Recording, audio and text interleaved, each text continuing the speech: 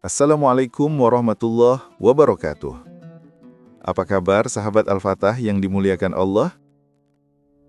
Semoga kita dalam keadaan sehat, dilimpahkan rezekinya, dan diberikan keberkahan dunia dan akhirat. Amin ya rabbal alamin.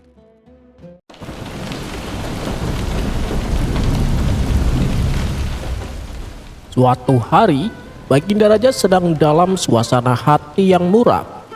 Pikirannya dipenuhi intrik politik dan kegelisahan tentang kesejahteraan rakyatnya.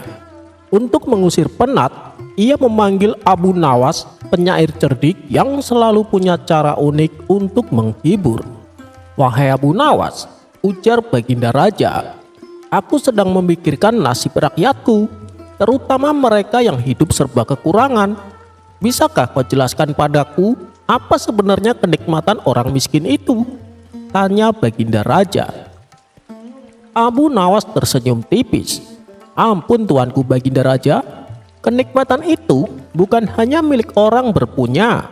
Justru dalam kesederhanaan seringkali tersimpan kenikmatan yang luput dari pandangan," jawab Abu Nawas. Baginda Raja penasaran. "Bagaimana bisa? Kenikmatan apa yang kau maksud?" tanya Baginda Raja kembali. "Begini tuanku," kata Abu Nawas, "izinkan hamba mengundang tuanku ke gubuk hamba esok hari. Hamba akan menyajikan hidangan istimewa yang hanya bisa dinikmati oleh orang miskin." Baginda Raja menyetujui, meskipun dalam hati ia ragu, bagaimana mungkin hidangan di gubuk Abu Nawas bisa istimewa. Keesokan harinya, Baginda Raja dengan pengawalnya mendatangi gubuk Abu Nawas yang sederhana. Di dalam tidak ada meja penuh hidangan mewah seperti yang biasa ia temui di istana. Hanya ada sepiring nasi putih hangat, semangkuk kecil air putih bening, dan beberapa lembar daun singkong rebus. Begitu melihat piring nasi putih polos, beberapa lembar daun singkong, dan semangkuk air, Baginda Raja sempat mengernyitkan hidung. "Apakah ini lelucon Abu Nawas? Ini bahkan tidak cukup mengisi perut pengawalku," gumamnya dalam hati. Nyaris merasa terhina dengan hidangan yang begitu sederhana. Abu Nawas mengangguk. "Tepat sekali tuanku, tapi sebelum tuanku menyantapnya, izinkan hamba mengajak tuanku melakukan sesuatu." Abu Nawas kemudian mengajak Baginda Raja dan para pengawal berjalan kaki mengelilingi pasar selama beberapa jam di bawah terik matahari. Di sepanjang perjalanan, Abu Nawas sengaja membelokkan langkah mereka, melewati warung-warung makan yang menebarkan aroma gulai kambing, sate ayam, dan nasi kebuli yang menggiurkan.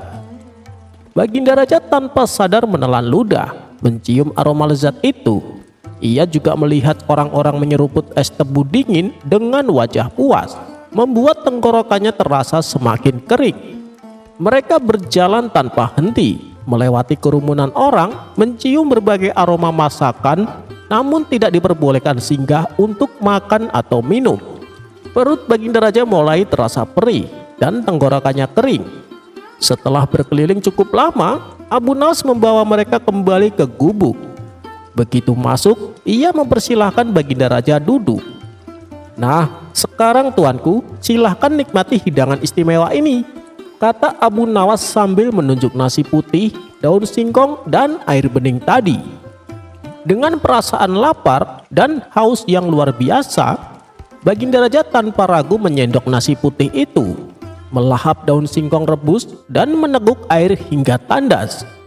Ia menyantapnya dengan lahap, merasakan setiap butir nasi dan kesegeran air yang membasahi kerongkongannya.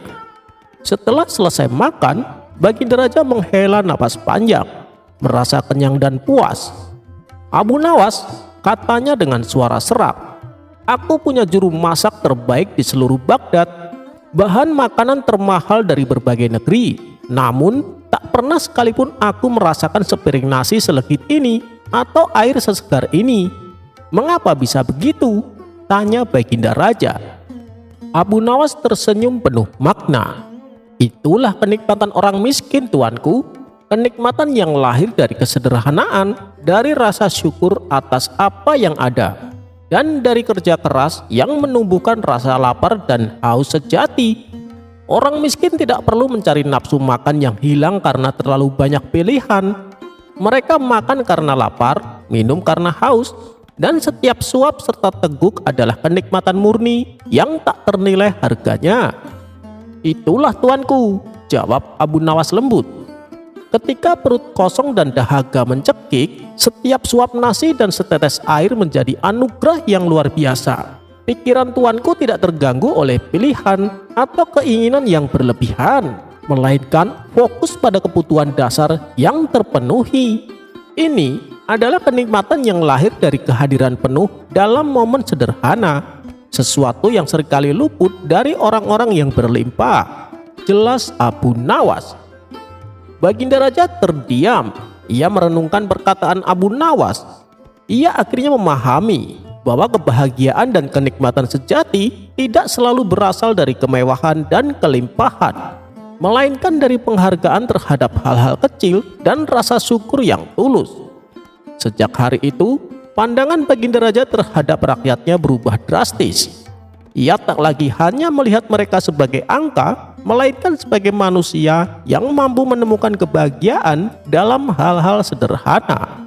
Ia mulai lebih sering menyamar dan berinteraksi langsung dengan rakyat jelata, berusaha memahami kebutuhan mereka dari sudut pandang yang lebih manusiawi. Kebijakan-kebijakan yang dikeluarkannya pun mulai lebih berpihak pada kesejahteraan kaum duhafa, memastikan bahwa kebutuhan dasar mereka terpenuhi, agar mereka juga dapat merasakan hidangan tak terlihat yang penuh kenikmatan itu.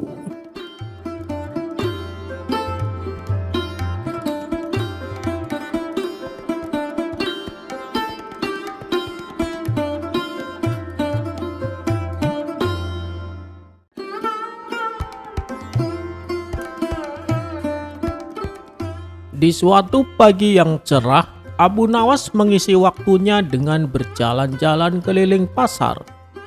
Karena hari itu menjelang hari raya, pasar terlihat ramai tidak seperti biasanya. Orang-orang dari pelosok desa berdatangan ke pasar untuk berbelanja. Begitu juga dengan para penjual, banyak penjual dadakan yang menawarkan barang dagangannya. Tiba-tiba mata Abu Nawas tertuju kepada salah seorang penjual cincin. Bagus sekali cincin itu, kalau aku yang jual pasti laku tinggi, pikir Abu Nawas. Tapi yang membuat Abu Nawas merasa iba, lelaki penjual itu sepi pembeli, tidak seperti penjual yang lainnya. Maka terbesitlah ide cemerlang di benaknya. Ia pun segera pulang ke rumah, mengganti pakaiannya dengan yang dekil dan kumal. Kemudian ia kembali ke pasar mendatangi lelaki penjual cincin tersebut.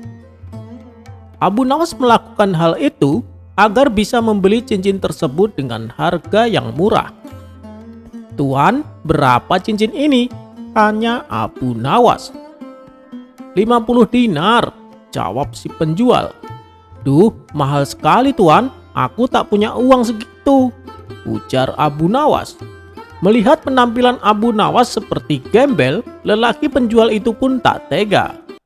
"Ya sudah, berapa kamu mau menawarnya?" tanya si penjual. 5 dinar tuan, apakah boleh?" tanya Abu Nawas dengan nada memelas. Akhirnya karena kasihan, lelaki penjual cincin itu pun memberikannya. Setelah berhasil mendapatkan cincin tersebut, dalam hati Abu Nawas berkata, lelaki itu hatinya sungguh baik sekali. Meskipun dagangannya sepi, tapi ia perhatian dengan orang miskin. Kemudian Abu Nawas pulang ke rumah dan mengganti baju dekilnya dengan jubahnya yang paling indah, sehingga terpancarlah wibawa pada diri Abu Nawas. Selanjutnya, ia kembali pergi ke pasar untuk menjual cincin yang baru saja dibelinya. Di depan orang-orang yang berlalu lalang, Abu Nawas berteriak, "Lihatlah, ini cincin yang luar biasa. Cincin ini hanya orang-orang tertentu yang memilikinya. Silahkan dibeli kalau kalian berminat." Mendengar itu, beberapa orang kaya yang melintas menjadi penasaran. apalagi ketika melihat penjualnya memakai jubah yang tampak berwibawa. Mereka pun mulai menggerumuni Abu Nawas. "Berapa harganya, Tuan?" tanya mereka. Belum sempat Abu Nawas menjawab, terdengar teriakan dari salah satu calon pembeli. "Tuan, aku bayar 100 dinar, berikan padaku." Calon pembeli lain tak mau kalah. 150 dinar, berikan padaku. Karena dari mereka saling berebut untuk mendapatkan cincin tersebut, lantas Abu Nawas membuat keputusan untuk melelangnya. Barang siapa yang berani menawar dengan harga paling tinggi, maka dialah yang berhak membelinya. Akhirnya cincin yang harganya 5 dinar tersebut bisa terjual dengan harga 1000 dinar. Sementara lelaki penjual cincin yang sedari tadi sepi pembeli hanya terdiam melihat perilaku Abu Nawas tanpa menunjukkan amarahnya. Di saat itulah Abu Nawas lalu datang menghampiri. "Hei kawan, ini 500 dinar untukmu," kata Abu Nawas. "Uang apa ini?" tanya si penjual kaget. "Ini bagianmu, hasil menjual cincin tadi," jawab Abu Nawas. "Maaf, tapi aku tidak bisa menerimanya. Keuntungan tersebut adalah milikmu. Cuman yang aku sayangkan, kenapa kau menipuku saat membeli cincin tersebut? Kau berpenampilan layaknya seorang gembel agar aku kasihan padamu dan memberikannya dengan harga murah," kata si lelaki. Dengan tersenyum Abu Nawas lalu memberitahu bahwa ia melakukan itu hanya ingin menguji kebaikan hatinya. Sama sekali tidak ada maksud untuk menipunya. Dan atas kebaikan hatinya itulah Abu Nawas membantu si lelaki menjualkan cincinnya dengan harga yang sangat tinggi. Setelah mendengar penjelasan Abu Nawas, lelaki penjual cincin itu pun bersedia menerima bagian keuntungannya. Dan tak lupa ia mengucapkan terima kasih kepada Abu Nawas.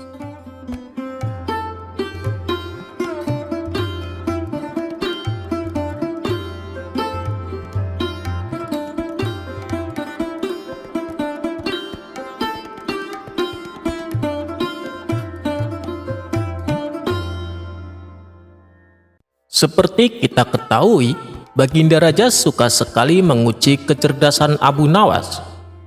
Menurutnya, itu adalah sebuah hiburan yang bisa membuatnya tertawa.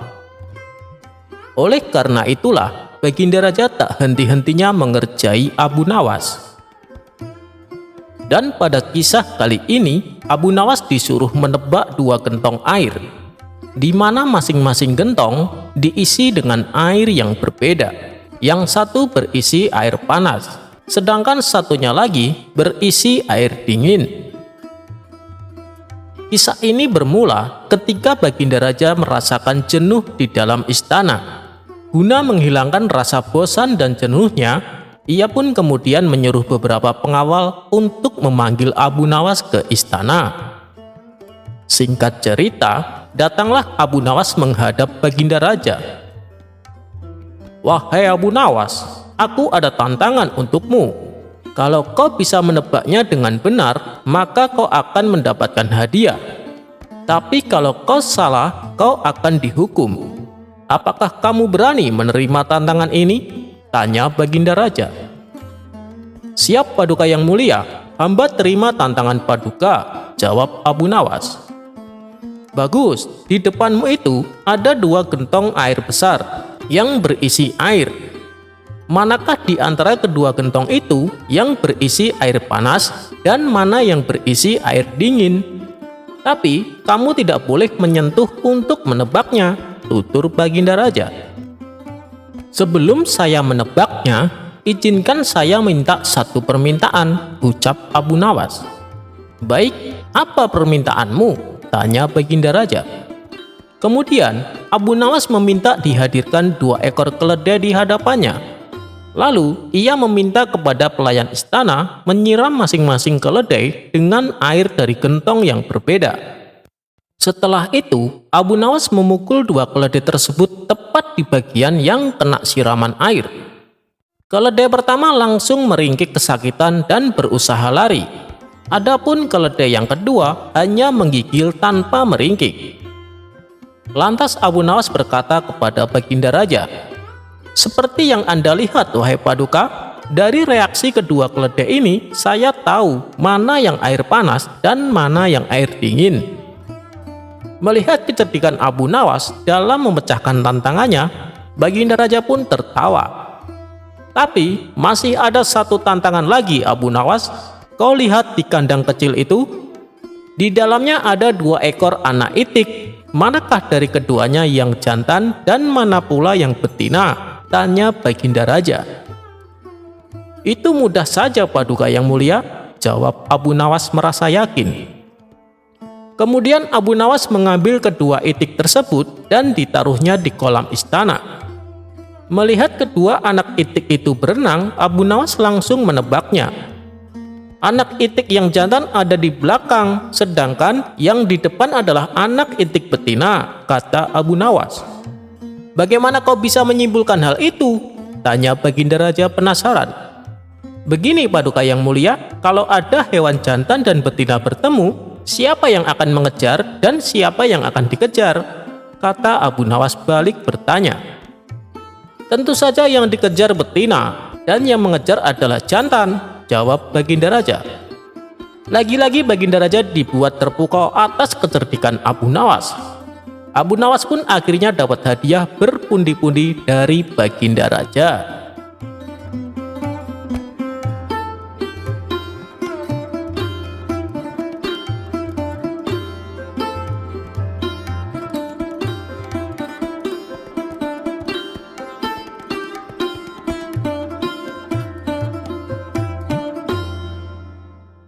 Debat Abu Nawas dan ulama tentang kematian. Dikisahkan ada seorang tokoh sufi yang terkenal dengan kealimannya. Ia juga disegani oleh penduduk setempat sebagai sosok ulama yang karismatik. Pada suatu ketika, dia mendengar nama seorang tokoh sufi dari Baghdad yang sering bersikap nyeleneh dan terkadang dianggapnya menyalahi syariat. Tokoh sufi tersebut bernama Abu Nawas. Meskipun demikian, Abu Nawas dianggap masyarakat sebagai tokoh sufi yang tinggi akan ilmu agamanya. Bagaimana mungkin seorang sufi yang tinggi ilmunya sering bersikap nyeleneh dan melanggar syariat? Pikir sang sufi merasa heran. Karena penasaran, ia pun berencana untuk pergi ke Baghdad menemui Abu Nawas. Maka pergilah ia ke kota Baghdad dan mencari alamat rumahnya.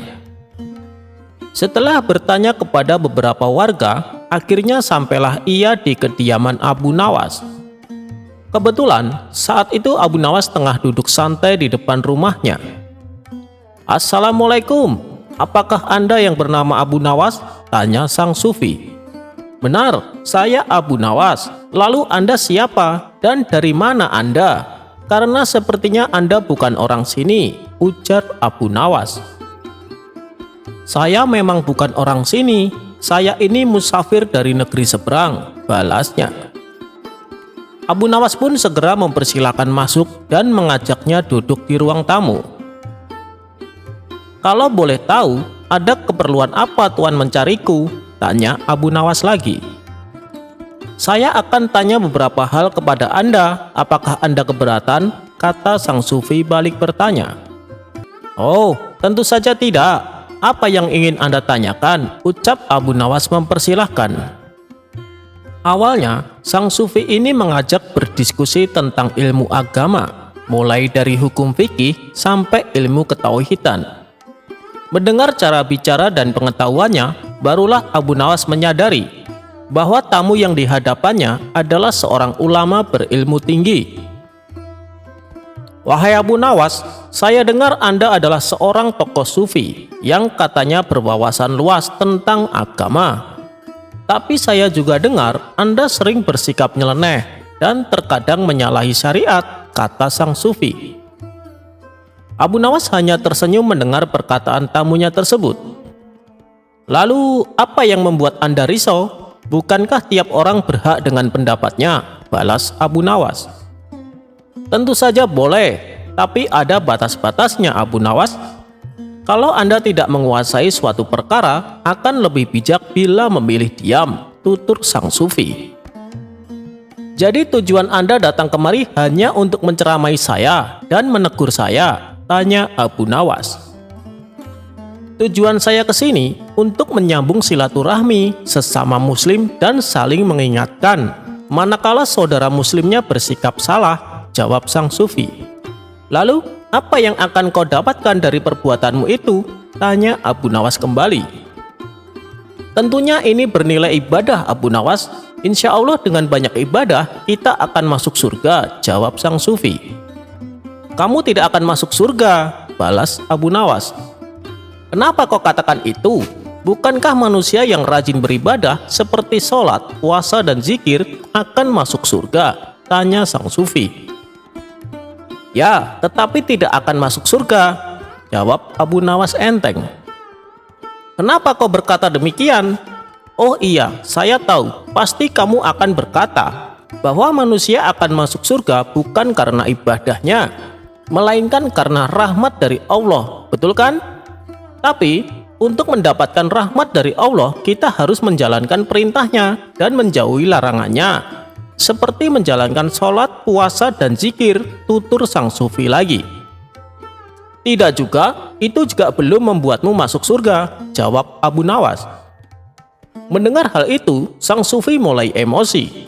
Kamu memang benar-benar sesat, Abu Nawas. Kamu berani mengingkari hadis Nabi, bentak sang sufi. Waduh, kenapa Anda buru-buru emosi? Sedangkan Anda belum mendengar penjelasan saya, balas Abu Nawas sambil tersenyum.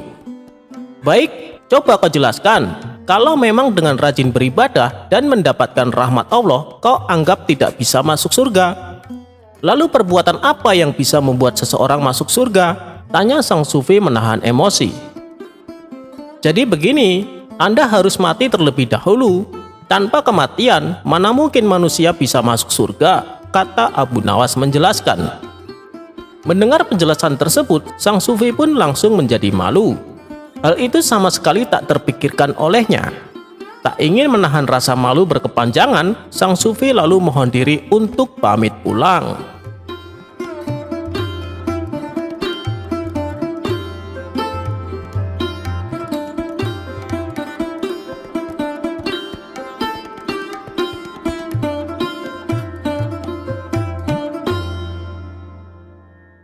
Pada suatu hari, raja mengumumkan sayembara di istana. Ia merasa bosan dan ingin hiburan. Maka diumumkanlah, barang siapa dapat memberi makan singa-singa kelaparan di kandang istana, akan diberi hadiah emas 1 peti. Banyak orang merasa takut. Singa-singa itu terkenal buas dan belum diberi makan selama 3 hari. Tak seorang pun berani mendekat, apalagi memberi makan. Tapi seperti biasa, Abu Nawas justru datang dengan senyum yang lebar. Apakah engkau yakin ingin mencoba memberi makan singa itu, wahai Abu Nawas? Tanya sang raja setengah mengejek. Ya tuanku, tapi saya punya satu syarat, jawab Abu Nawas. Apa syaratmu? Saya ingin singa-singa itu dikeluarkan dulu dari kandangnya, jawab Abu Nawas. Raja dan para menteri pun tertawa. Lalu, bagaimana kau akan memberi singa yang tidak ada di dalam kandang? Tanya raja kembali. Abu Nawas dengan tenang menjawab, bukankah tugas saya hanya memberi makan, bukan mempertaruhkan nyawa? Kalau singanya ada di dalam kandang bersama saya malah jadi makanannya. Raja pun tertawa terbahak-bahak. Ia kagum pada kecerdikan Abu Nawas. Baiklah Abu Nawas, engkau menang sayembara ini. Meski tidak memberi makan dengan cara biasa, tapi kau telah memberi kami semua tawa dan akal sehat. Dan seperti biasa, Abu Nawas pun pulang dengan 1 peti emas, serta cerita baru yang membuat semua orang tertawa.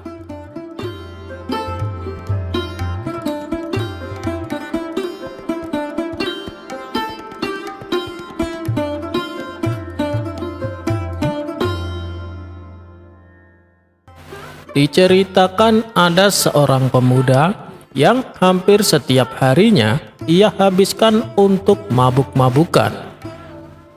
Seiring berjalannya waktu, si pemuda mulai bosan dengan perilakunya ini. Namun di sisi lain, ia juga tak mampu menahan keinginannya untuk selalu mabuk-mabukan. Suatu ketika saat si pemuda duduk bersama kawannya, ia menyatakan keinginannya untuk berhenti. Tapi ia tak mampu meninggalkan kebiasaan buruknya itu. Kemudian kawannya menyarankan supaya menemui Abu Nawas saja. "Kenapa harus Abu Nawas?" tanya si pemuda. "Bukankah beliau dulunya adalah pemabuk dan sekarang sudah jadi ulama besar? Mungkin kau bisa belajar dari beliau bagaimana caranya meninggalkan mabuk-mabukan," kata kawannya tersebut.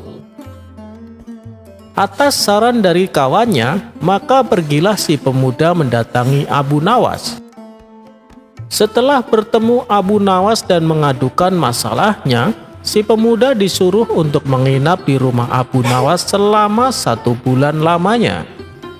Disitulah Abu Nawas sedikit demi sedikit mengajak si pemuda menyibukkan waktunya dengan kegiatan lain. Tak lupa Abu Nawas juga memberi nasihat tentang bahayanya minuman keras, baik bagi kesehatan maupun siksaan neraka yang kelak akan dirasakan di akhirat nanti. Sebulan pun berlalu, si pemuda kini berubah menjadi sosok yang alim. Kesehariannya yang dulu dihabiskan untuk mabuk-mabukan, kini ia habiskan untuk beribadah dan membantu pekerjaan Abu Nawas. "Wahai Tuan Syekh, 1 bulan sudah saya di sini. Berilah saya nasihat lagi," kata si pemuda.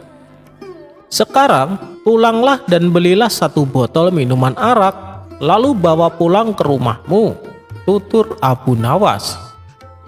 Sontak si pemuda terkejut. Ia heran kenapa gurunya kini justru menyuruhnya membeli arak. Tapi ia tak berani bertanya, apalagi sampai membantahnya. Setelah ia pulang ke rumah dengan membawa botol arak, hatinya menjadi sangat gelisah. "Kenapa harus ada minuman haram di rumahku? Aku harus membuangnya. Yang penting aku sudah menjalankan perintah guruku," pikir si pemuda. Pada keesokan harinya, tiba-tiba Abu Nawas mendatangi rumah si pemuda. "Bagaimana tidurmu semalam? Apakah nyenyak?" tanya Abu Nawas. "Tidak, wahai Tuan Syekh, justru saya merasa gelisah. Setiap kali mata hendak terpejam, aku teringat minuman arak di rumahku," jawab si pemuda. "Terus, kau apakan minuman arak itu? Apakah kau meminumnya?" tanya Abu Nawas kembali. "Tidak, Syekh, tak terlintas sedikit pun di benak saya untuk melakukan itu. Saya justru takut Allah akan murka kepadaku, karena saya telah menyimpan arak di rumah, lalu terpaksa aku membuangnya. Akhirnya aku bisa tidur dengan nyenyak," jawab si pemuda. Mendengar hal itu, Abu Nawas pun tersenyum dan merasa bangga kepada si pemuda. Si pemuda lalu dengan berhati-hati bertanya tentang perubahan nasihat Abu Nawas. "Maaf Syekh, bukannya saya bermaksud lancang. Tapi kenapa Tuan menyuruh saya membeli arak dan menyimpannya di rumah? Padahal waktu pertama kali saya ke rumah Tuan Syekh menyuruh saya untuk menjauhi arak. Tapi sekarang malah disuruh membelinya," tanya si pemuda. "Jadi begini, dulu kamu tidak bisa mengendalikannya, makanya saya suruh kamu menjauhi arak. Tapi sekarang kamu sudah bisa. Itu lebih baik dan itu menunjukkan bahwa kamu sudah bisa mengendalikannya," jawab Abu Nawas dengan bijak.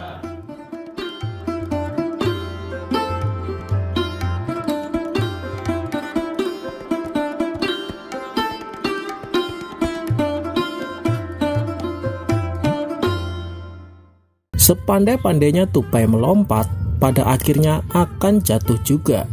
Begitulah kata pepatah. Begitu pula yang terjadi dengan Abu Nawas. Secerdik-cerdiknya Abu Nawas yang akhirnya terkena sial juga. Kisah ini bermula ketika Abu Nawas diundang ke istana oleh Baginda Raja. Rupanya Baginda Raja telah menyiapkan sebuah tantangan yang membuat Abu Nawas kewalahan. Karena Abu Nawas telah gagal menjalankan tantangannya, akhirnya Abu Nawas mendapat hukuman. Dan hukumannya adalah berupa dipenjara selama 1 bulan. Tapi, yang membuat Baginda Raja heran, Abu Nawas malah terlihat ceria. Setelah diselidiki, ternyata Abu Nawas membuat lukisan wajah istrinya di tembok penjara tempat ia dihukum. Bukankah istri Abu Nawas galak? Kenapa lukisan istrinya itu membuatnya ceria? Pikir Baginda Raja. Karena penasaran, Baginda Raja pun akhirnya mendatangi Abu Nawas di penjara. Dan Baginda Raja bertanya kepada Abu Nawas, "Hei Abu Nawas, apa yang membuatmu bahagia dan ceria di dalam penjara?" "Oh, itu karena ada lukisan istri saya, Paduka," jawab Abu Nawas. "Kamu ini aneh, Abu Nawas. Bukankah kamu bilang kau sering tidak betah di rumah gara-gara istrimu? Kau bilang istrimu galak dan suka ngomel-ngomel," kata Baginda Raja. "Ya justru itu, Paduka. Setiap kali saya melihat lukisan istri saya, semua permasalahan seberat apapun menjadi tidak ada apa-apanya bila dibandingkan permasalahan dengan istriku. Oleh sebab itulah saya bahagia dan ceria di dalam tembok penjara ini," celetuk Abu Nawas. Spontan Baginda Raja tertawa terpingkal-pingkal. Ia pun lalu melepaskan Abu Nawas karena telah membuatnya tertawa.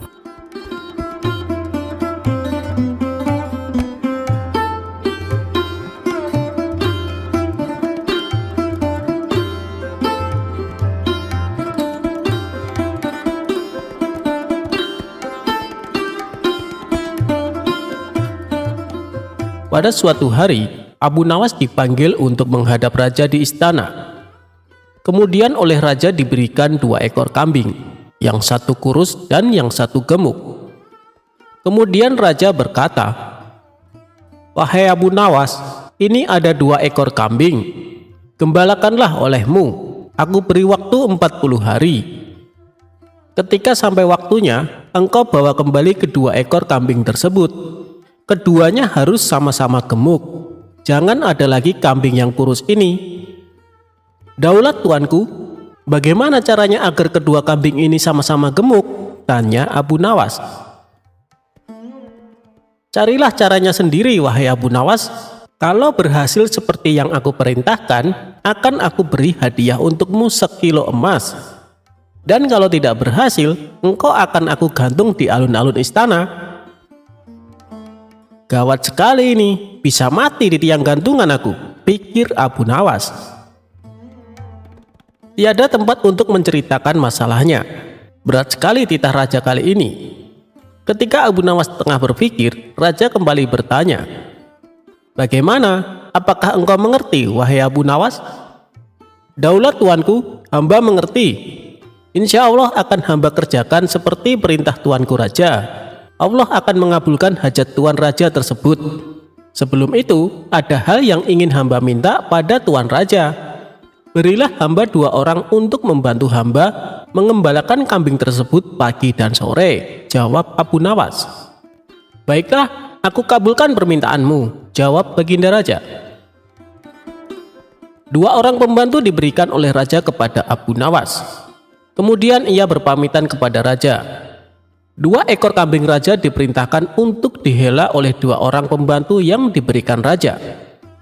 Kambing-kambing tersebut segera dibawa pulang ke rumah Abu Nawas. Sesampainya di rumah, Abu Nawas membuat 2 buah kandang. Kedua kandang tersebut dibuat dinding yang sangat rapat, sehingga gelap gulita di dalam kandang tersebut. 1 kandang untuk kambing yang gemuk, yang satu lagi untuk kambing yang kurus. Disitulah kedua kambing tersebut ditempatkan. Siang dan malam tak pernah dikeluarkan. Makan dan minuman diletakkan ke dalam kandang. Di dalam kandang yang berisi kambing gemuk, diletakkan seekor kucing hitam. Di waktu malam, mata kucing tersebut menyala merah. Melihat hal itu, kambing yang gemuk tadi menjadi ketakutan. Kambing gemuk mengira itu adalah mata harimau. Dengan situasi seperti itu, makanan yang diberikan terasa tidak enak. Walaupun tetap mengunyah rumput, tetapi tidak merasa enak karena ketakutan. Karena itulah kambing gemuk tersebut tidak bertambah gemuk. Lain halnya dengan kambing yang kurus, makanan dimakan dengan nyaman, siang dan malam hatinya senang. Karena itulah dari hari ke hari kambing tersebut semakin sehat sehingga tubuhnya gemuk menyerupai kambing yang satu lagi.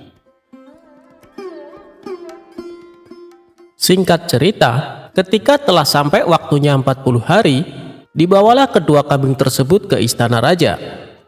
Kedua kambing tersebut dikembalikan kepada Baginda Raja. Sambil menyerahkan kambing tersebut, Abu Nawas berkata, "Daulat tuanku, kedua kambing sudah sama-sama gemuk seperti kehendak tuanku raja. Sekarang hamba kembalikan kepada tuan raja, dan hamba meminta hadiah 1 kilo emas seperti janji tuanku raja." Baginda Raja memperhatikan kambing-kambing tersebut. Ketika dilihat oleh Baginda Raja, kedua kambing tersebut memang sudah sama-sama gemuk. Kemudian Raja bertanya kepada kedua pembantu yang membantu Abu Nawas untuk mengembalakan kambing tersebut. Setelah mendengar jawaban dari keduanya, Baginda Raja mengetahui kalau di dalam kandang kambing yang gemuk dimasukkan seekor kucing hitam oleh Abu Nawas. Sambil tertawa sang raja berkata, "Oh, begitu rupanya cara engkau memelihara kambing, wahai Abu Nawas. Benar-benar cerdik engkau." Setelah itu diberilah oleh raja kepada Abu Nawas 1 kilo emas seperti yang dijanjikan hadiah untuk memelihara kambing. Selamatlah Abu Nawas dari tiang gantungan.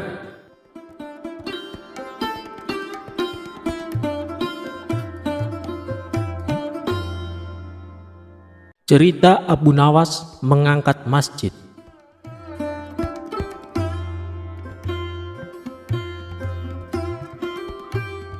Dikisahkan, pada masa pemerintahan Baginda Raja, hiduplah seorang cerdik cendekia yang bernama Abu Nawas. Dia adalah orang yang sangat cerdik. Karena kecerdikannya itu, ia diangkat menjadi penasehat Baginda Raja. Suatu ketika, Baginda Raja dan penasehatnya ini sedang duduk-duduk di teras masjid sambil berbincang-bincang mengenai rencana Baginda yang akan memperluas bangunan istana. Namun hal itu terkendala oleh letak masjid yang bakal terkena dampak perluasan istana tersebut. Kemudian Baginda Raja pun meminta saran kepada Abu Nawas sang penasehat. "Bagaimana pendapatmu, penasehat? Caranya memindahkan masjid ini, tapi jangan sampai masjid ini rusak, karena saya suka akan keindahan masjid ini," kata Baginda Raja. Mendapat pertanyaan begitu, Abu Nawas berpikir sejenak. "Begini Baginda, bagaimana kalau Raja membuat sayembara? Barang siapa yang bisa memindahkan masjid ini, Raja akan memberikan hadiah yang besar," ujar Abu Nawas. Dengan saran penasehat itu, Baginda Raja pun setuju. "Baiklah kalau begitu, segera umumkan kepada rakyat, barang siapa yang dapat memindahkan masjid tanpa ada kerusakan sedikit pun, maka akan kuberi unta sebanyak 50 ekor, kata Baginda Raja. Maka diumumkanlah sayembara Baginda Raja ini ke masyarakat, sehingga gemparlah rakyat atas sayembara raja tersebut. Banyak rakyat yang mendaftar dengan kelompok yang bervariasi jumlahnya. Hingga pada hari yang telah ditentukan, maka seluruh rakyat berkumpul di depan masjid yang akan dipindahkan. Wahai rakyatku yang kucintai, aku mengadakan sayembara ini untuk membuat istana supaya lebih megah, sehingga bangsa lain akan lebih hormat dengan negara kita. Barang siapa yang mampu memindahkan masjid ini, maka saya akan berikan kepadanya 50 ekor unta yang gemuk-gemuk, kata Baginda Raja. Rakyat pun menyambutnya dengan tepuk tangan. Hingga akhirnya tibalah saatnya sayembara dimulai. Namun, dari para peserta yang mendaftar ini tidak ada satupun yang sanggup memindahkannya, sehingga Baginda Raja pun menjadi bingung. Kenapa dari peserta sayembara yang jumlahnya ratusan orang tersebut tidak ada yang mampu melakukannya? Di tengah kegundahan Baginda Raja ini, majulah Abu Nawas ke depan Baginda dan seluruh rakyat yang berkumpul. "Baginda, izinkan hamba yang melaksanakan tugas ini sendirian, karena para peserta sudah tak ada yang sanggup," ujar Abu Nawas. "Sendiri?" tanya Baginda Raja penasaran. "Iya Baginda," kata Abu Nawas meyakinkan. "Apa kamu sanggup penasehat?" kata Baginda lagi. "Sanggup Baginda, tapi ada syaratnya," jelas Abu Nawas. "Apa syaratnya? Pasti kupenuhi," kata Baginda dengan penuh semangat. "Benarkah Baginda akan memenuhi syarat saya?" kata Abu Nawas memastikan. "Benar, coba katakan," kata Baginda lagi. "Masjid ini akan saya pikul sendirian, asalkan ada yang mau meletakkan di atas pundak saya Baginda," kata Abu Nawas. Raja pun berpikir, bagaimana cara meletakkan masjid ini di atas pundak Abu Nawas. Sedangkan peserta yang ratusan orang saja tidak ada yang sanggup menggeser sedikit pun masjid ini. Kemudian raja pun berkata kepada Abu Nawas, "Sebenarnya apa maksudmu Abu Nawas?" tanya Baginda Raja. "Sebesar itulah beban yang ada di pundak Baginda untuk memakmurkan rakyat Baginda, dibandingkan hanya memikirkan keindahan istana raja yang tidak begitu penting, maka lebih utamakan kemakmuran rakyat terlebih dahulu," kata Abu Nawas. Mendengar perkataan Abu Nawas tersebut, maka Baginda Raja pun mengerti maksudnya. "Terima kasih penasehat, karena engkau telah mengingatkanku untuk lebih arif dalam memimpin kerajaan ini," kata Baginda Raja kepada Abu Nawas. Kemudian atas perintah raja, karena rakyat sudah pada berkumpul, maka diadakanlah pesta untuk rakyat semua. Dan semua itu ditanggung biayanya oleh Baginda Raja.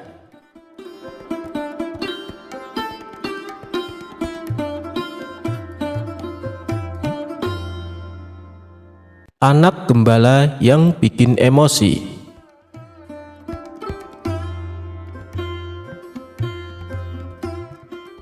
Pada suatu hari, Baginda Raja menyuruh beberapa pengawal untuk memanggil Abu Nawas datang ke istana. Dengan sigap, para pengawal langsung melaksanakan tugas yang diperintahkan Baginda Raja. "Tuan Abu, Anda diminta datang ke istana sekarang juga," perintah para pengawal istana. Abu Nawas yang sedang duduk santai merasa sedikit terganggu dengan perintah tersebut. "Apakah tidak bisa menunggu besok saja? Aku sedang malas keluar," tukas Abu Nawas. "Ini titah paduka raja Tuan. Tuan Abu harus mematuhinya," balas si pengawal. Maka dengan berat hati Abu Nawas memenuhi panggilan raja untuk datang ke istana. Singkat cerita, datanglah Abu Nawas dan menghampiri Baginda Raja yang tengah duduk di singgasananya. "Ampun paduka yang mulia, ada gerangan apa paduka memanggil hamba?" tanya Abu Nawas. "Begini Abu Nawas, aku akan mengajakmu jalan-jalan keluar istana. Aku ingin mengetahui kondisi rakyatku," jawab Baginda Raja. "Oh, begitu. Hamba siap menemani paduka," sahut Abu Nawas. Dengan didampingi beberapa pengawal, Baginda Raja dan Abu Nawas berjalan-jalan keliling Baghdad. Di setiap kampung yang mereka lalui membuat Baginda Raja merasa bangga dan puas, karena kondisi ekonomi rakyatnya kini bertambah makmur dan sejahtera. Hingga sampailah mereka di sebuah pedesaan yang jauh dari hiruk-pikuk keramaian kota di sana. Baginda Raja mendapati ada seorang anak gembala yang tengah duduk istirahat sambil mengamati domba-domba peliharaannya. Domba-dombanya sehat dan gemuk-gemuk. Anak itu pasti pandai merawatnya, kata Baginda Raja dalam hati. Karena merasa penasaran, Baginda Raja lalu mengajak Abu Nawas untuk menghampirinya. "Abu Nawas, coba kau tanya anak itu, bagaimana cara dia merawat domba-dombanya?" bisik Baginda Raja kepada Abu Nawas. Siap Paduka yang mulia, balas Abu Nawas. Maka Abu Nawas pun mulai bertanya kepada si anak gembala. Boleh saya tanya sesuatu? Ucap Abu Nawas. Boleh, silahkan Tuan, jawab si anak. Domba-dombamu sehat dan gemuk, kamu kasih makan apa? Tanya Abu Nawas. Domba yang mana dulu nih, yang hitam atau yang putih? Kata si anak balik bertanya. Domba yang hitam dulu deh, jawab Abu Nawas. Oh, kalau yang hitam, dia makannya rumput basah, balas si anak. Lalu, kalau domba yang putih, kamu kasih makan apa? Tanya Abu Nawas kembali. Yang putih juga sama, dia makannya rumput basah, jawab anak gembala. Abu Nawas hanya geleng-geleng kepala mendengar jawaban tersebut. Kemudian ia bertanya kembali. Domba-domba ini per tahunnya menghasilkan banyak bulu ya? Tanya Abu Nawas. Domba yang mana dulu? Yang hitam atau yang putih? Balas si anak gembala. Dengan sedikit kesal, Abu Nawas berkata, yang hitam dulu deh. Oh, kalau yang hitam banyak, 10 kg per tahun, jawab si anak gembala. Lalu, kalau domba yang putih berapa kilogram per tahunnya? Tanya Abu Nawas penasaran. Yang putih juga sama Tuan, jawab si anak gembala. Sementara Abu Nawas masih bisa menahan emosinya. Ia pun kembali bertanya, apakah domba-domba itu menghasilkan susu? Si anak gembala menjawab, domba yang mana duluan, yang hitam atau yang putih? Dengan nada kesal. Abu Nawas membalas, yang hitam dulu deh. Oh, kalau yang hitam, alhamdulillah, selalu menghasilkan susu Tuan, jawab si anak gembala. Memangnya kalau yang putih tidak menghasilkan susu? Tanya Abu Nawas. Yang putih juga sama Tuan, tiap bulan pasti menghasilkan susu, jawab si anak. Karena tak kuat menahan emosi, Abu Nawas lalu membentak si anak gembala. Woi bocah, kenapa sih kamu selalu membedakan antara domba hitam dan domba putih, kalau ternyata jawabannya sama saja? Si anak gembala spontan ketakutan dibuatnya. Lalu dengan bibir bergetar, si anak menjawab, maaf Tuan, soalnya domba yang hitam itu adalah milik saya Tuan. Mendengar alasan si anak gembala, Abu Nawas pun merasa bersalah karena terburu-buru emosi. Oh, begitu rupanya. Maafkan saya ya, habisnya saya tadi sempat emosi. Lalu, kalau yang putih punya siapa nak? Tanya Abu Nawas penuh kelembutan. Yang putih juga milik saya Tuan, jawab si anak. Seketika emosi Abu Nawas kembali memuncak. Ia pun memilih untuk meninggalkan si anak gembala. Dasar bocah sialan, gerutu Abu Nawas. Sementara Baginda Raja tertawa terpingkal-pingkal melihat kejadian tersebut.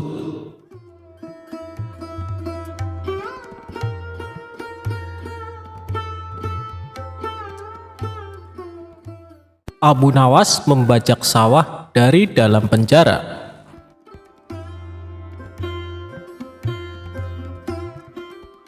Berawal dari sebuah keteledoran yang tidak bisa ditoleransi pihak kerajaan, Abu Nawas menjadi buronan Baginda Raja. Dia pun mengerahkan prajuritnya untuk menangkap Abu Nawas di rumahnya. Tibalah prajurit istana di rumah Abu Nawas. Mereka melihat Abu Nawas dan istrinya sedang mencangkul di ladang yang akan ditanami kentang. Baru mencangkul beberapa meter saja, tanpa ampun para prajurit menggelandang Abu Nawas ke penjara istana. Abu Nawas sedih karena ladangnya belum selesai dicangkul. Ditambah, sang istri tidak mungkin kuat mencangkul sendirian. Di dalam penjara, Abu Nawas berpikir keras agar istrinya tetap bisa menanam kentang. Kalau tidak, musim tumbuhnya kentang akan berlalu begitu saja. Kemudian, ia memanggil seorang penjaga penjara. Wahai penjaga, saya ingin menulis surat rahasia untuk istriku di rumah tentang sesuatu yang sangat penting. kata Abu Nawas yang menyampaikan bahwa suratnya itu tidak boleh dibaca oleh siapapun.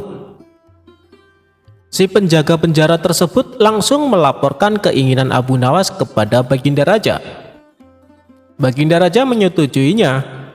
Penjaga penjara langsung mengambilkan kertas dan pena untuk Abu Nawas. Abu Nawas menulis dalam suratnya, "Wahai istriku, janganlah engkau sekali-sekali menggali ladang kita, karena aku menyembunyikan harta karun dan senjata di situ. Tolong jangan bercerita kepada siapapun." Tentu saja Baginda Raja penasaran, lalu membaca surat rahasia Abu Nawas untuk istrinya. Setelah mengetahui isi surat tersebut, Raja mengirim banyak prajurit untuk menggali ladang Abu Nawas. Istri Abu Nawas kaget. Prajurit kerajaan ramai-ramai menggali ladangnya. Setelah sekian lama para prajurit menggali di seluruh ladang, namun tidak mendapatkan apa-apa. Justru pekerjaan mencangkul ladang yang selama ini di hadapan Abu Nawas dan istrinya kini sudah selesai dan bisa ditanami kentang. Abu Nawas kembali menyurati istrinya, "Istriku, sekarang engkau bisa menanam kentang tanpa harus menggali tanah." Itulah cerdiknya Abu Nawas, meski di dalam penjara, ia masih bisa membajak ladangnya.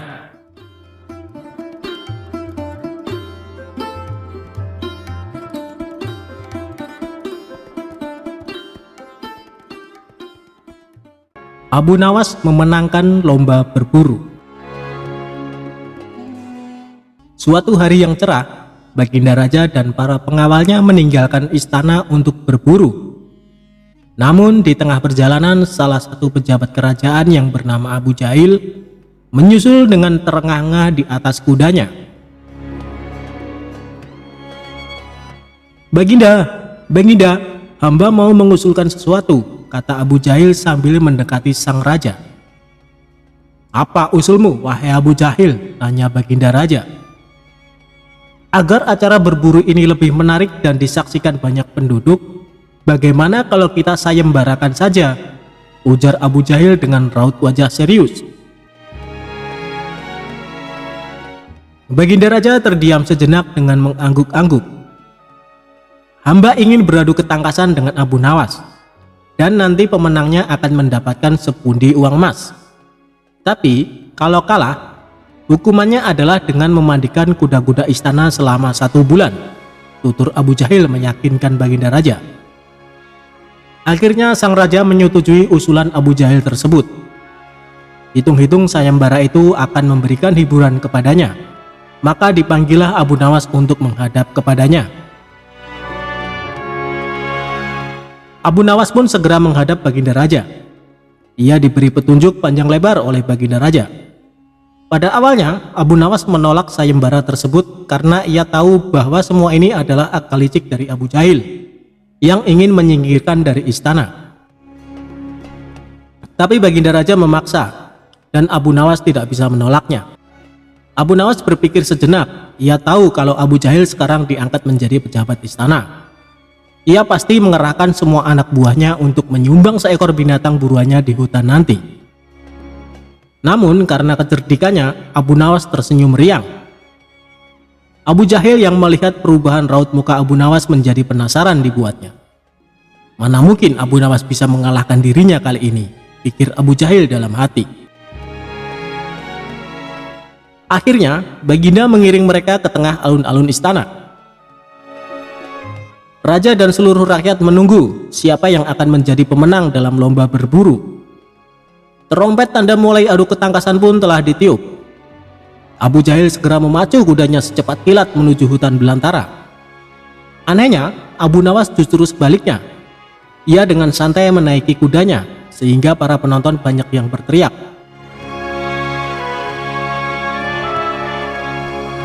Singkat cerita, menjelang sore hari, tampaklah kuda Abu Jahil memasuki pintu gerbang istana. Ia pun mendapat sambutan meriah dan tepuk tangan dari rakyat yang menyaksikannya.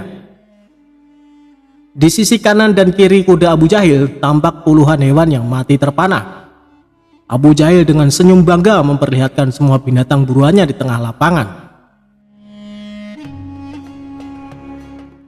"Aku, Abu Jahil, berhak memenangkan lomba ini. Lihat, binatang buruanku banyak. Mana mungkin Abu Nawas mengalahkanku? Teriaknya lantang yang membuat para penonton semakin ramai bertepuk tangan. Tidak berapa lama kemudian terdengar suara kaki kuda Abu Nawas. Semua orang menertawakan dan meneriakinya. Karena Abu Nawas tak membawa satupun binatang buruan di kudanya. Tapi Abu Nawas tidak tampak gusar sama sekali. Ia malah tersenyum dan melambaikan tangan. Baginda Raja menyuruh 2 orang pengawalnya maju ke tengah lapangan dan menghitung jumlah binatang buruan yang didapatkan 2 peserta tersebut. Dan kesempatan pertama, para pengawal menghitung jumlah binatang hasil buruan Abu Jahil. 35 ekor kelinci ditambah 5 ekor rusa dan 2 ekor babi hutan, kata salah satu pengawal. Kalau begitu akulah pemenangnya, karena Abu Nawas tak membawa seekor binatang pun, teriak Abu Jahil dengan sombongnya. Tenang, tenang, aku membawa ribuan binatang. Jelaslah aku pemenangnya, dan engkau wahai Abu Jahil, silahkan memandikan kuda-kuda istana menurut aturan lomba. Semua binatang boleh ditangkap, yang penting jumlahnya, kata Abu Nawas sambil membuka bambu kuning yang telah diisi dengan ribuan semut merah. Jumlahnya sangat banyak Baginda, mungkin ribuan. Kami tak sanggup menghitungnya lagi, kata pengawal kerajaan yang menghitung jumlah semut itu. Melihat kenyataan itu, Abu Jahil tiba-tiba saja jatuh pingsan. Dan Baginda Raja tertawa terpingkal-pingkal, serta langsung memberi hadiah kepada Abu Nawas. Kecerdikan dan ketulusan hati pasti bisa mengalahkan kelicikan.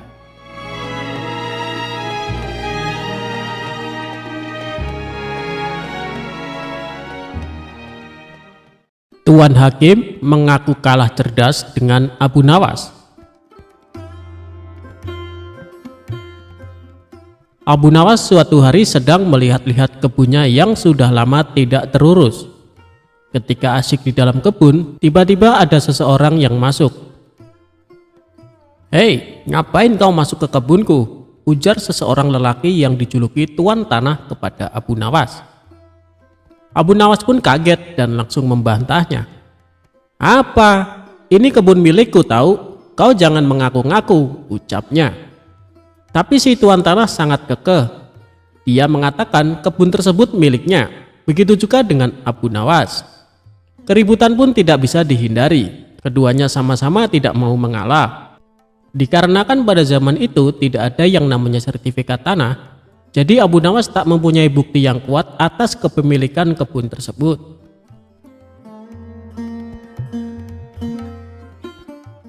Tidak ada jalan lain bagi Abu Nawas kecuali melapor kepada Baginda Raja. "Ayo kita adukan masalah ini kepada Baginda Raja," ucap Abu Nawas. Tantangan tersebut tidak membuat si Tuan Tanah mundur. Ia tetap meladeni permintaan Abu Nawas. Keduanya pun pergi ke istana untuk menghadap Baginda Raja.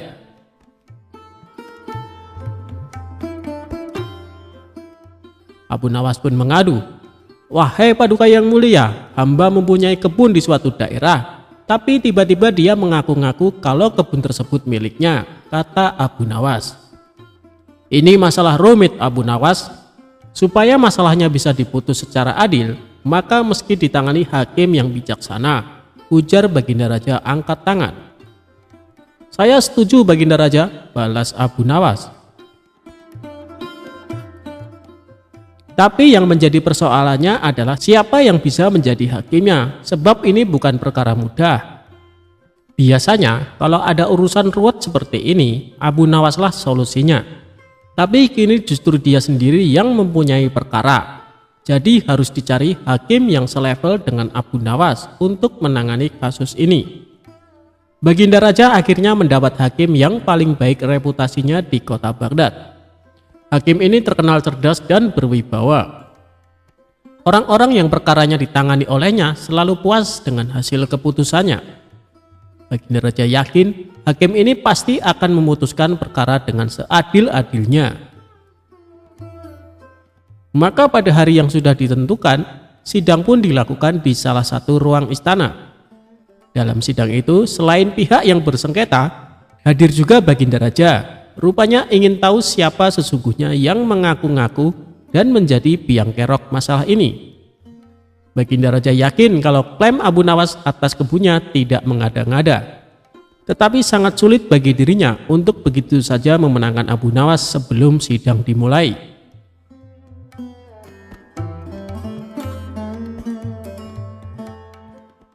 Bila di antara kalian berdua ada yang terbukti bersalah dengan mengaku-ngaku kebun tersebut miliknya, maka hukuman penjara siap menanti, ancam Baginda Raja. Oleh karena itu, sebelum sidang dimulai, aku kasih satu kesempatan lagi. Kalau mau jujur sekarang, aku tidak akan menghukumnya, ucap Baginda Raja mengancam. Tapi si tuan tanah tetap pada pendiriannya, dan sidang langsung dimulai. Untuk menguji kebenaran atas pengakuan kebun itu, maka sang hakim bertanya kepada kedua belah pihak yang bersengketa. "Berapa jumlah pohon di dalam kebunmu?" tanya hakim kepada tuan tanah. Si tuan tanah nampak kebingungan, bahkan cenderung panik.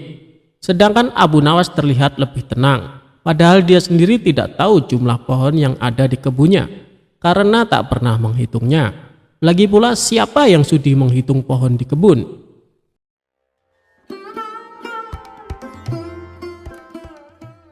Setelah terdiam agak lama, hakim kembali berkata kepada si tuan tanah, "Bagaimana mungkin Anda mengaku kebun tersebut milik Anda sementara tidak mengetahui jumlah pohonnya?" Si tuan tanah hanya menunduk dalam-dalam. Ia tampaknya grogi berat. Melihat tuan tanah ini, hakim dan Baginda Raja makin yakin kalau si tuan tanahlah yang berbohong.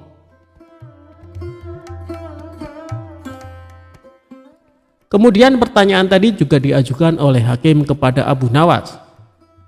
"Sekarang giliranmu, Abu Nawas. Berapa jumlah pohon yang ada di kebunmu?" tanya sang hakim. "Sebelum hamba menjawabnya, bolehkah hamba bertanya kepada tuan hakim?" ucap Abu Nawas.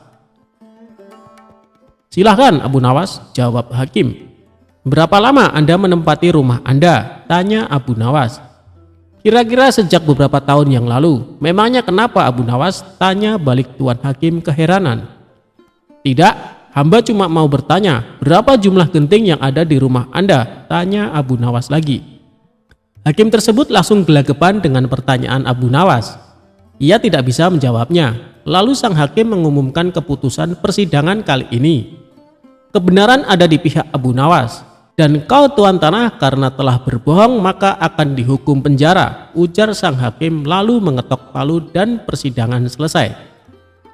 Bisa ditebak wajah pucat tuan tanah itu saat dirinya diseret ke penjara. Hakim yang terkenal adil dan bijaksana itu mengakui terkadang kecerdasan dan kejeniusan bisa patah oleh argumen. "Saya belum pernah kalah kecuali dengan kau Abu Nawas," pungkas sang hakim mengakui kehebatan Abu Nawas.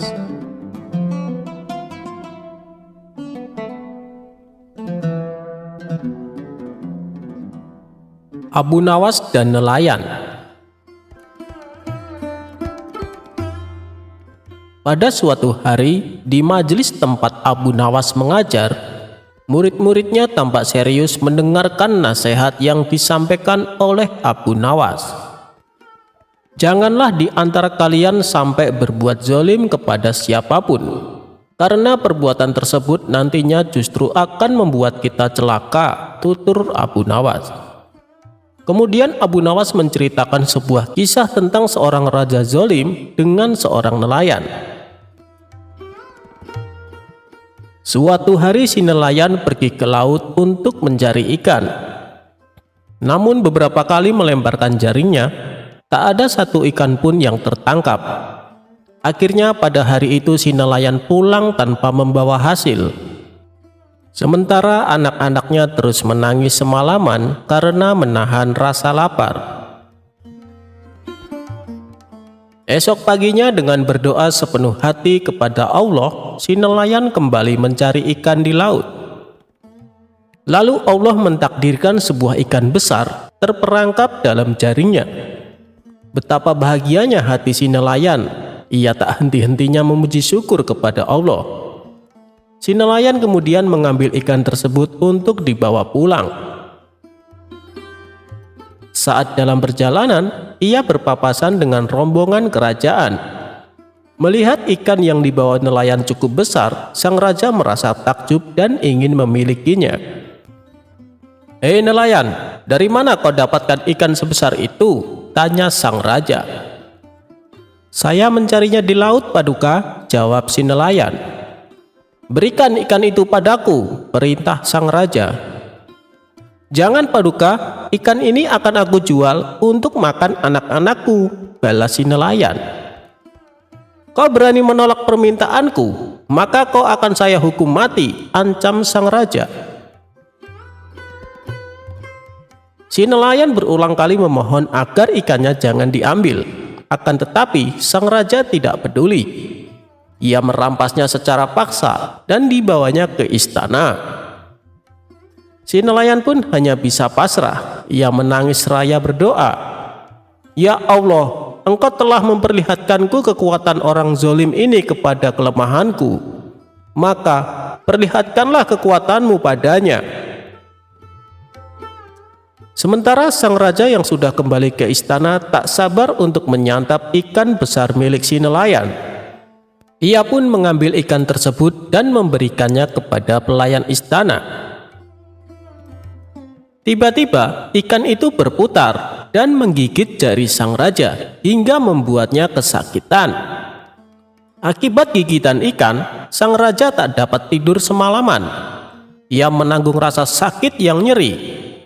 Esok paginya sang raja mengundang beberapa tabib untuk mengobati sakit yang dideritanya.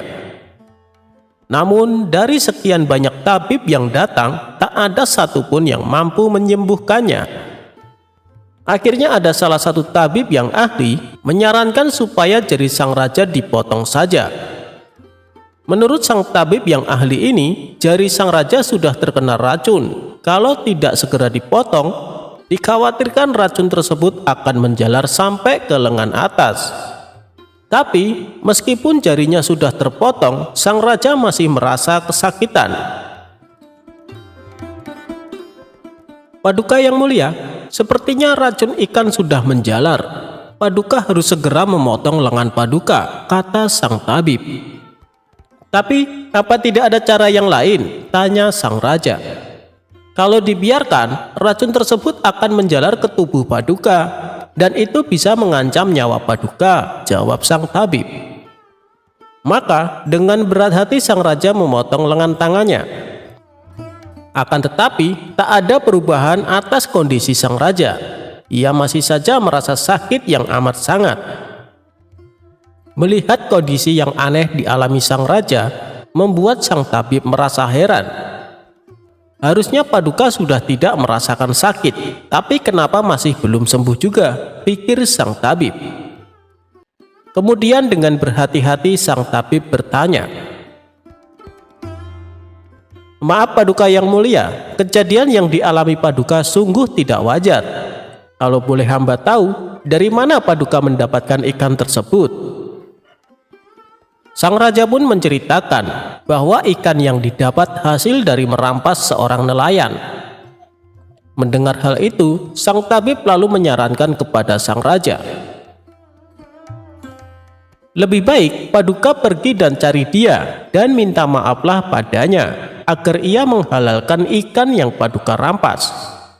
Dengan begitu, maka tidak akan ada lagi anggota tubuh Paduka yang dipotong." Setelah mendengar saran tersebut, sang raja segera mencari keberadaan si nelayan.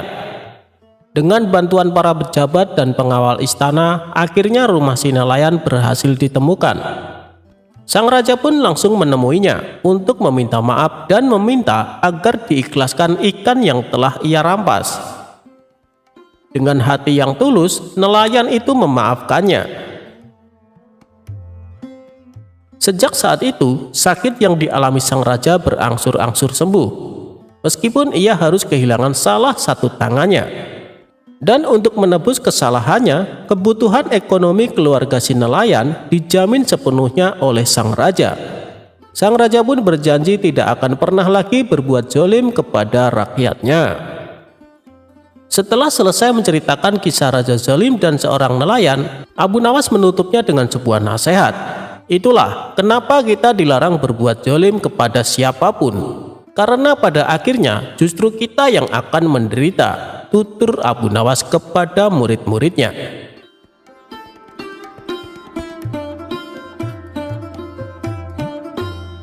Kisah hakim yang tamak. Ada seorang pemuda bermimpi menikahi anak gadis hakim istana.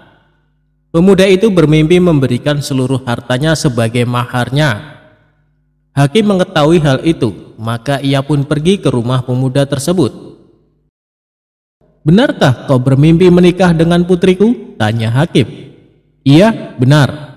Bahkan aku bermimpi memberikan semua hartaku sebagai maharnya," balas pemuda itu. "Aku kesini untuk mengambil mahar itu. Sekarang kau pergilah dari rumah ini," seru hakim. Pemuda itu sangat sedih, ia tak bisa melawan seorang hakim. Pemuda itu kini menjadi seorang gelandangan. Ia bertemu dengan perempuan tua yang miskin. Pemuda itu lalu menceritakan masalahnya. "Sekarang aku menjadi gelandangan karena mimpi itu," ujar si pemuda. "Aku akan membantumu mengembalikan hartamu. Hakim istana sudah berbuat semena-mena terhadapmu. Ia harus diberi pelajaran," ujar perempuan tua itu. Perempuan tua itu lalu mengajak pemuda itu ke rumah Abu Nawas. Ia ingin meminta nasihat dari Abu Nawas. Semua orang tahu kecerdikan Abu Nawas. "Abu Nawas pasti bisa menyelesaikan masalahmu," ujar perempuan tua itu. Sampailah mereka di rumah Abu Nawas. Pemuda itu lalu menceritakan masalahnya. Abu Nawas berpikir sejenak. Aha, ia berhasil mendapatkan sebuah ide. "Besok pagi kalian kesini lagi. Bawalah peralatan seperti linggis, batu, dan tongkat besi," ucap Abu Nawas. "Untuk apa semua alat itu?" tanya sang pemuda. "Kau akan tahu besok pagi. Ajaklah semua temanmu juga," pinta Abu Nawas. Pemuda itu mengangguk setuju. Ia akan menuruti apa yang diperintahkan oleh Abu Nawas. Keesokan harinya, pemuda itu datang bersama dengan teman-temannya. Mereka membawa peralatan yang diminta oleh Abu Nawas. "Apa yang harus kami lakukan dengan peralatan ini?" tanya sang pemuda. "Semua pergilah ke rumah hakim istana. Hancurkan rumahnya sampai tak ada yang tersisa," ucap Abu Nawas.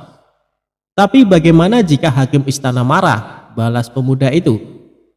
"Katakan aku yang menyuruh kalian menghancurkan rumahnya," kata Abu Nawas.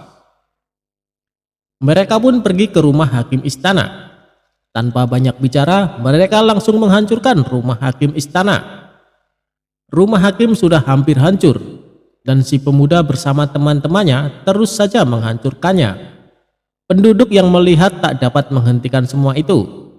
Hakim yang sedang tertidur pun bangun. Ia baru menyadari bahwa sebagian rumahnya sudah hancur. "Hei, apa yang kalian lakukan dengan rumahku?" teriak hakim istana marah-marah. "Kami sedang menghancurkan rumahmu, apa kau tak melihatnya?" balas pemuda itu. "Kalian bisa saya hukum. Siapa yang menyuruh kalian melakukan ini?" tanya hakim istana. Pemuda itu lalu memberitahu si hakim bahwa yang menyuruh mereka adalah Abu Nawas. Tentu saja hakim jadi sangat kesal kepada Abu Nawas. Ia pun langsung ke istana untuk menemui sang raja. "Aku akan melaporkannya kepada raja supaya Abu Nawas mendapat hukuman," dengus hakim istana. Sesampainya di istana, si hakim menyampaikan apa yang terjadi dengannya kepada baginda raja. "Cepat, panggil Abu Nawas ke sini," perintah raja.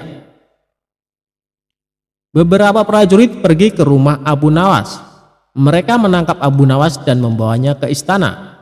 Abu Nawas sudah tahu bahwa hal itu pasti akan terjadi. "Hei Abu Nawas, apa benar kau menyuruh para pemuda itu untuk merusak rumah hakim istana?" tanya raja penasaran. "Benar raja. Semalam aku bermimpi bahwa hakim istana memintaku untuk menghancurkan rumahnya. Ia berkata hendak membangun rumah baru yang lebih megah," jawab Abu Nawas.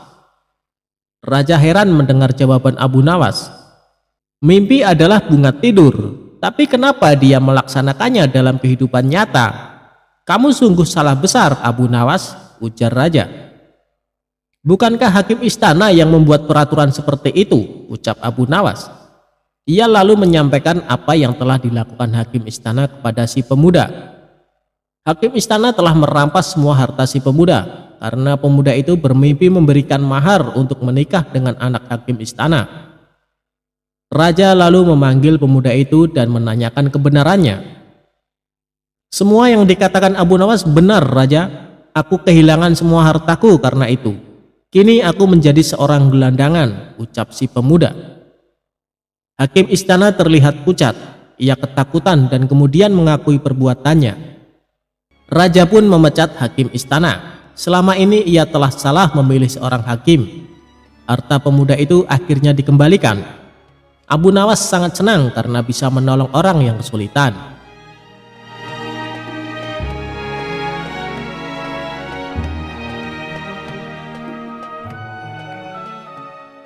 Abu Nawas mendapat hadiah gajah.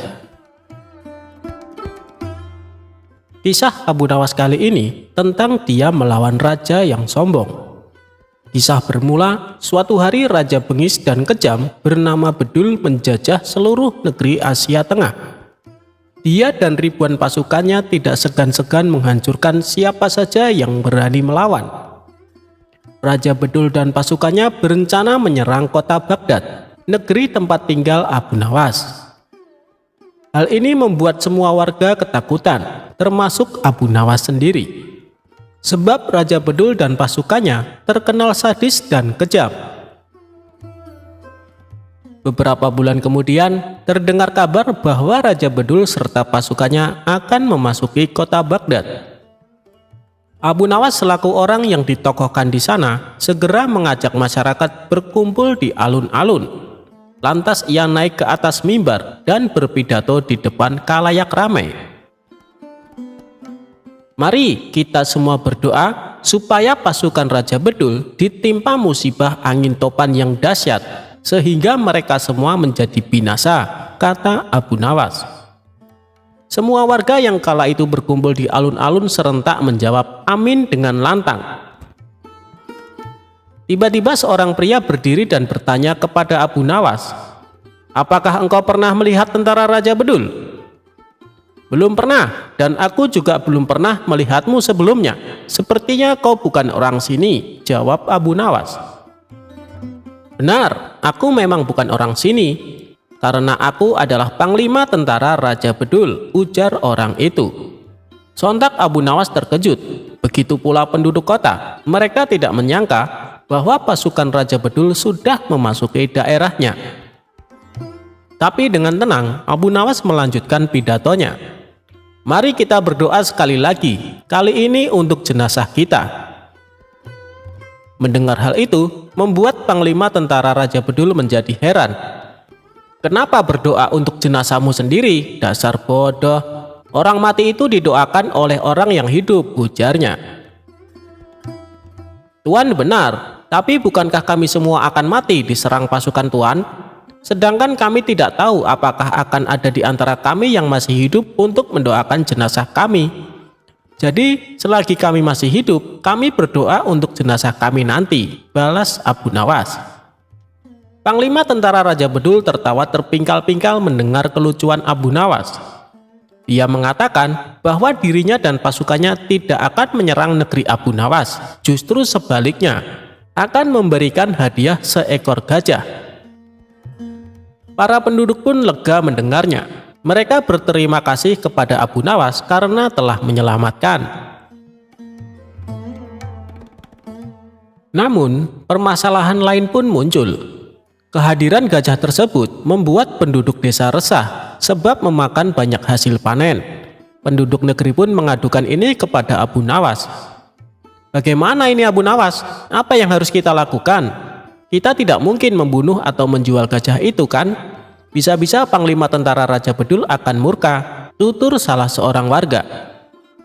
Mereka semua menyalahkan Abu Nawas dan menuntut agar mengembalikan hadiah itu.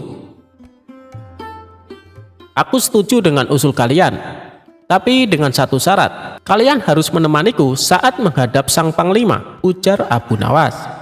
Para penduduk desa pun sepakat dengan keputusan Abu Nawas. Sesampainya di sana, ada ribuan pasukan yang sedang berkumpul dan terdapat ratusan tenda berdiri di tengah lapangan. Abu Nawas sempat dicegah oleh salah satu prajurit, tapi akhirnya diperbolehkan menghadap panglima. Tanpa Abu Nawas sadari, ternyata penduduk desa yang menemani memilih kabur meninggalkannya. Mereka takut dibunuh bila sampai usulannya membuat panglima menjadi marah dan murka. Lalu nahasnya lagi, saat itu panglima sedang dalam suasana hati yang buruk. "Mau apa datang kemari?" bentak panglima. "Ini tentang gajah yang Tuan berikan," jawab Abu Nawas gemeteran. "Memangnya kenapa? Apakah hadiahku tidak berguna?" tanya panglima. Abu Nawas menjadi ketakutan. Ia lalu menengok ke belakang dan ternyata penduduk telah meninggalkan dirinya. Dikarenakan merasa dibohongi, Abu Nawas pun menjadi jengkel. Ia lalu memikirkan jalan keluar sekaligus balas dendam kepada penduduk negerinya yang meninggalkannya. Kira-kira jawaban apa yang harus ia katakan supaya panglima tentara Raja Bedul tidak marah? Akhirnya Abu Nawas pun menemukan ide cerdas. "Begini Tuan, hamba perhatikan gajah pemberian Tuan terlihat sedih. Mungkin karena tidak ada pasangannya. Apakah Tuan punya gajah betina untuk dijadikan pasangannya?" ucap Abu Nawas. "Oh itu, baiklah, sekarang juga akan aku kirim gajah betinanya," jawab panglima. Abu Nawas kemudian undur diri pamit pulang. Dia pun pulang dengan senang karena mendapat hadiah lagi seekor gajah. Ini dia menjadi punya 2 gajah.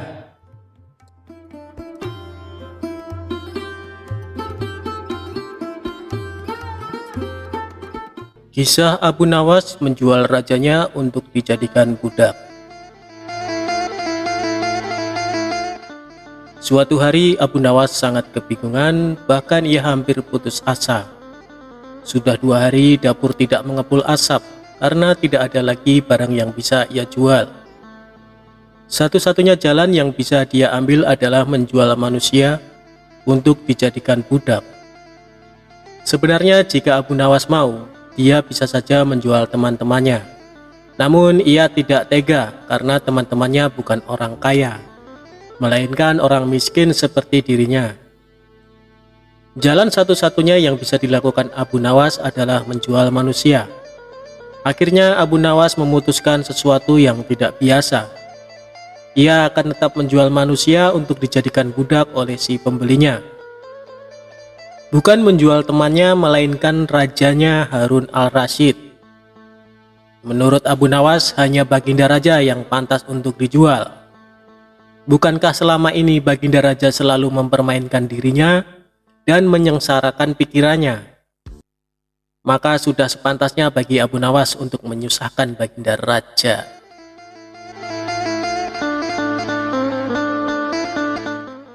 Abu Nawas mencari cara agar bisa menjual Baginda Raja Harun al-Rasyid. Ia pun mendapat ide dan menjumpai sang raja. "Ada sesuatu yang amat menarik yang akan hamba sampaikan hanya kepada Paduka yang mulia," ucap Abu Nawas. "Apa itu wahai Abu Nawas?" tanya Baginda langsung tertarik. "Sesuatu yang hamba yakin belum pernah terlintas di dalam benak Paduka yang mulia," kata Abu Nawas meyakinkan. "Kalau begitu cepatlah ajak aku ke sana untuk menyaksikannya," kata Baginda Raja tanpa curiga sedikit pun. "Tetapi Baginda," kata Abu Nawas sengaja tidak melanjutkan kalimatnya. "Tetapi apa?" tanya Baginda tidak sabar. "Bila Baginda tidak menyamar sebagai rakyat biasa, maka pasti nanti orang-orang akan banyak yang ikut menyaksikan benda ajaib itu," kata Abu Nawas. Karena memiliki keinginan besar dan rasa penasaran yang begitu besar, Baginda Raja bersedia menyamar jadi rakyat biasa. Melihat penyamaran sang raja berhasil, Abu Nawas dan Baginda Raja berangkat menuju ke sebuah hutan. Setibanya di sana, Abu Nawas mengajak Baginda Raja mendekati sebuah pohon besar dan rindang. Ia pun meminta sang raja untuk menunggu. Sementara itu ia pergi menjumpai seorang badui yang pekerjaannya menjual budak. Abu Nawas mengajak pedagang budak itu untuk melihat calon budak yang akan dijual kepadanya agak jauh. Abu Nawas enggan menjumpai sang raja dan merasa tidak tega. Sementara itu Abu Nawas beralasan calon budak yang akan dijualnya adalah teman dekatnya sendiri. Setelah pedagang budak itu memperhatikan dari kejauhan, ia merasa cocok.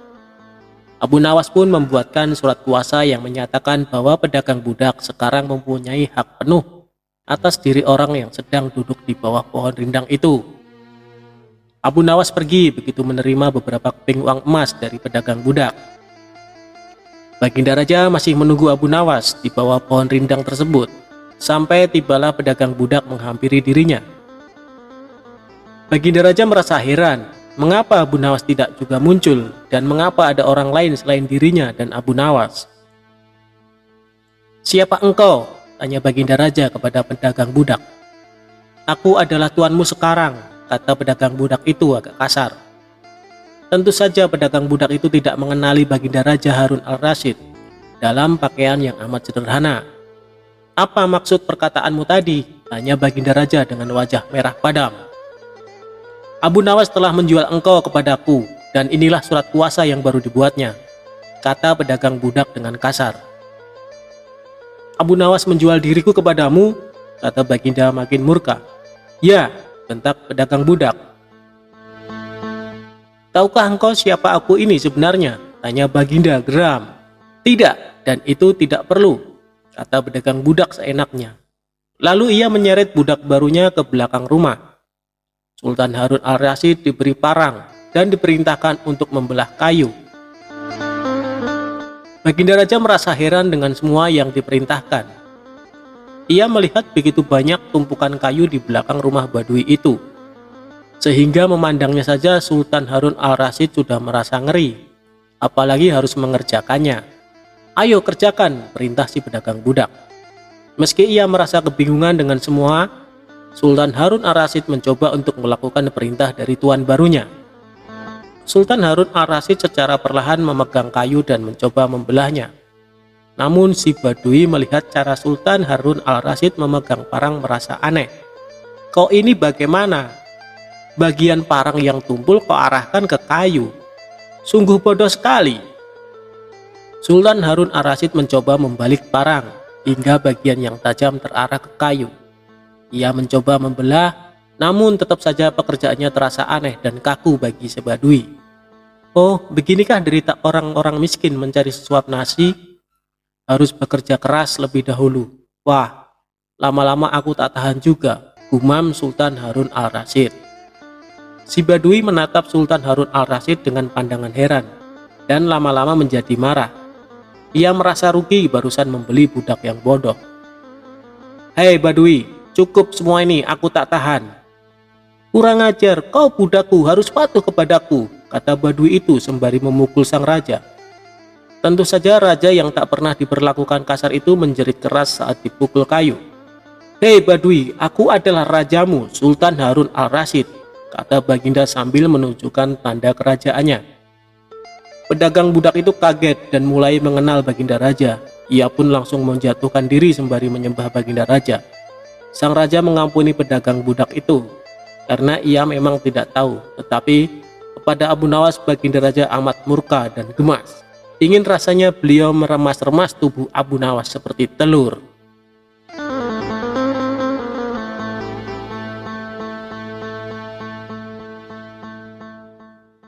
Abu Nawas lebih sedih ditinggal mati keledainya daripada ditinggal istrinya.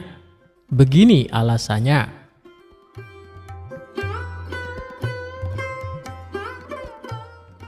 Abu Nawas terkenal dengan sosok yang jenaka, sehingga tak jarang masyarakat terhibur dengan tingkah lakunya. Abu Nawas merupakan tokoh sufi juga penyair kenamaan yang cerdik dan cerdas. Abu Nawas dan istrinya dikenal salah satu keluarga yang sangat harmonis, sehingga tak jarang dari masyarakat yang iri melihat keharmonisannya. Istri Abu Nawas juga dikenal warga sebagai wanita soleha. Hingga pada akhir hayatnya, banyak masyarakat pun merasa sedih ditinggalkannya.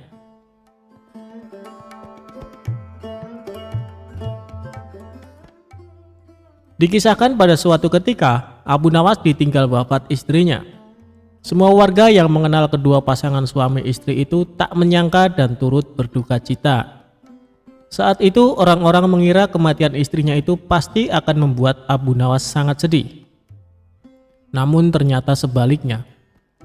Baru beberapa hari saja Abu Nawas sudah kembali ceria. Pada suatu hari, setelahnya Abu Nawas kembali melakukan aktivitas seperti biasanya. Dan tidak ada lagi tampak raut kesedihan. Orang-orang pun merasa heran. Setelah beberapa harinya, Abu Nawas kembali diberi kesedihan karena keledai satu-satunya telah mati untuk selamanya. Kematian keledainya itu rupanya membuat Abu Nawas sangat terpukul. Hampir 1 bulan lamanya, Abu Nawas terlihat sangat bersedih. Orang-orang pun kembali dibuat heran dengan sikap Abu Nawas yang aneh itu. Mereka beranggapan Abu Nawas telah keliru. Salah satu tetangganya lalu mendatangi Abu Nawas. "Saya tahu kamu telah kehilangan keledaimu, tapi tidak perlu bersedih seperti itu Abu Nawas, apalagi sampai berlarut-larut. Tapi yang membuatku heran, ketika kamu kehilangan istrimu, kamu dengan cepat kembali ceria. Kesedihanmu saat itu hanya beberapa hari saja," kata si tetangga kepada Abu Nawas. Abu Nawas tidak setuju dengan anggapan tetangganya itu. "Kalau saja kalian ingat saat aku kehilangan istriku, tetangga kita yang di ujung sana bilang, 'Hai Abu Nawas, kamu jangan terus bersedih. Saudara perempuanku siap menjadi istri terbaikmu.' Sementara tetangga kita yang lain berkata, 'Hai Abu Nawas, berbahagialah. Anak perempuanku yang cantik siap akan aku nikahkan denganmu tanpa mas kawin.' Oleh sebab itulah saat kepergian istriku, hatiku pun tidak terlalu bersedih. Tapi sekarang saat keledaiku meninggal, tak ada seorang pun yang datang menghiburku dan menawarkan keledainya pengganti kepadaku," jawab Abu Nawas. Mendengar penuturan Abu Nawas, tetangganya itu hanya terdiam dan tak berkata apapun.